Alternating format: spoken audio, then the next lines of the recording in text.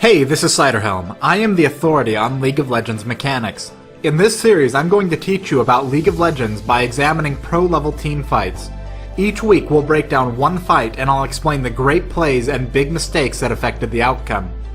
During this, you'll learn about team fight mechanics and about the abilities of the champions involved. Here's the situation. It's 19 minutes into the game and Purple Team has a slight advantage both in gold and kills.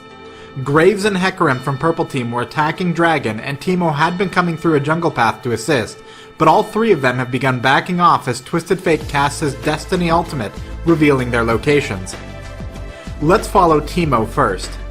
Rather than engage a Dragon, Twisted Fate makes a snap decision to cut off Teemo's most direct escape route by teleporting in his path with the second part of his ultimate, Gate. Olaf immediately makes a sharp turn and flanks around the river bend towards Teemo. If Teemo cannot get past Olaf, he will have no escape and he will die. Twisted Fate hit a mushroom when he arrived.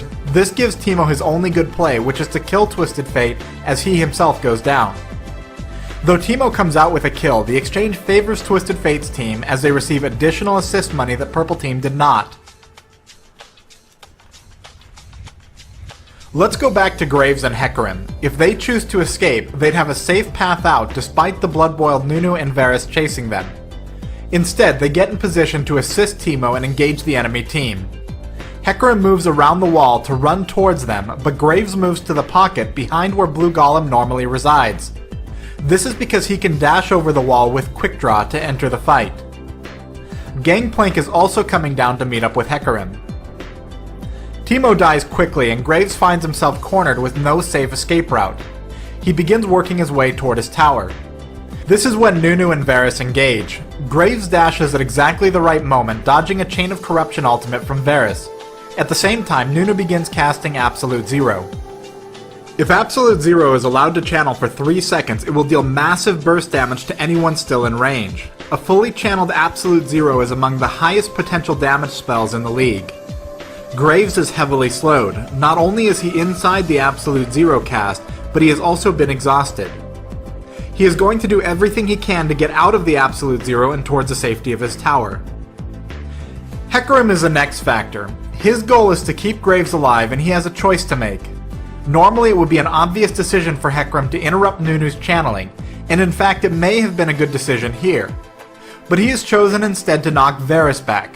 If Graves can clear the Absolute Zero radius, moving Varus further back and letting Nunu channel may give Graves a better chance.